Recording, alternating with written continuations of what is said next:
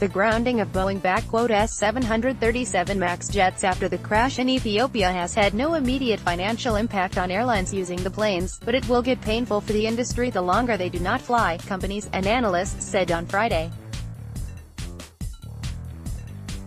Ethiopian Airlines Flight 302 crashed soon after takeoff from Addis Ababa last weekend, killing 157 people, the second such calamity involving Boeing S flagship new model after a jet came down off Indonesia in October with 189 people on board. Investigators in France on Friday examined the black boxes of the jet that crashed in Ethiopia as the global airline industry waited to see if the cause was similar to the disaster in Indonesia. Regulators have grounded the 737 MAX around the world, and the U.S. plane maker has halted deliveries of the several thousand on order for a model intended to be the future industry workhorse. Air Canada and United Airlines on Friday became the first major carriers in North America to warn of negative financial implications to business as a consequence of the grounding of the Boeing planes. Canada-S biggest carrier Air Canada suspended its 2019 financial forecasts, while United Airlines, the number 3 U.S. carrier, said it would see an adverse effect on its operations if the jets remained grounded heading into the peak summer travel season. U.S.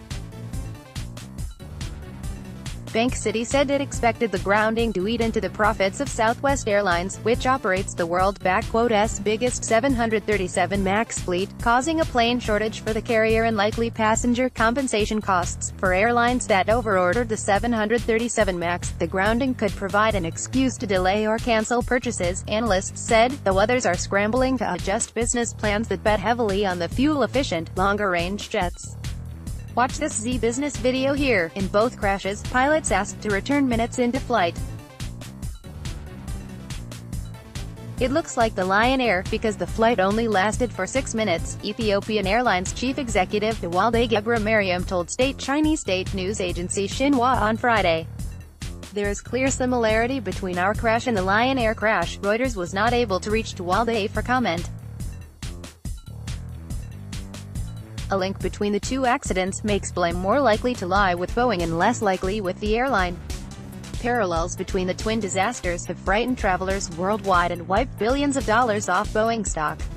U.S. authorities say information from the wreckage in Ethiopia and data on its flight path show some similarities. Two sources said investigators retrieved a piece of a stabilizer, which moves the nose up and down, set in an unusual position, similar to that of the Lion airplane that crashed in Indonesia. Pilots were waiting anxiously for results of the investigation.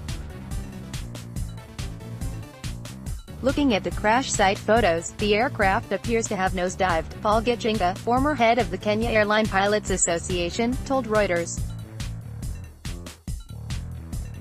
The pilot must have gotten some sort of indication that maybe the airspeed was unreliable or something and decided, instead of climbing and going to sort out the problem up there, the best thing was to return to have it sorted. U.S. President Donald Trump spoke by telephone on Friday with Ethiopian Prime Minister Abiy Ahmed about the crash, according to the White House. The president reiterated his sorrow over the loss of life and underscored America's commitment to work with the government of Ethiopia, a long-standing partner and friend of the United States, and international civil aviation authorities to determine the cause of the crash, the White House said in a statement. Boeing plans new software. Boeing, the world's biggest plane maker, has said the 737 MAX is safe, though it plans to roll out a software upgrade in coming weeks. Despite pausing shipments, it continued to produce at full speed at its factory near Seattle. Boeing and U.S. air safety regulators have been at odds over how much pilot training will be required along with the software fix, The Wall Street Journal reported on Friday. Citing unnamed sources, it said Boeing was advocating mainly written material be sent to pilots explaining operation of the automated stall prevention feature, and how to respond if it malfunctions. The Federal Aviation Administration wanted pilots go through instructions on a laptop computer, it said. French authorities have the flight data and cockpit voice recorders, though Ethiopia is formerly leading the investigation and U.S. Experts are in Paris and Addis Ababa too. First conclusions could take several days. The New York Times said the captain, Jared Getachew, initially reported a flight control problem in a calm voice before asking to return in panicked tones 3 minutes into the flight.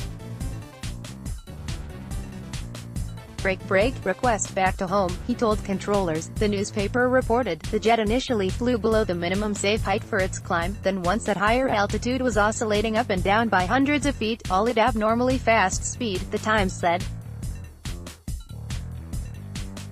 It then disappeared from radar over a military zone and lost contact with controllers 5 minutes after takeoff.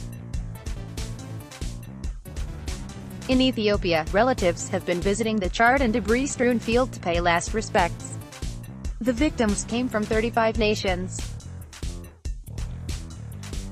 Diplomats fear trucks and excavators at the site could be destroying vital evidence, while some policemen have been taking selfies inside the security cordon.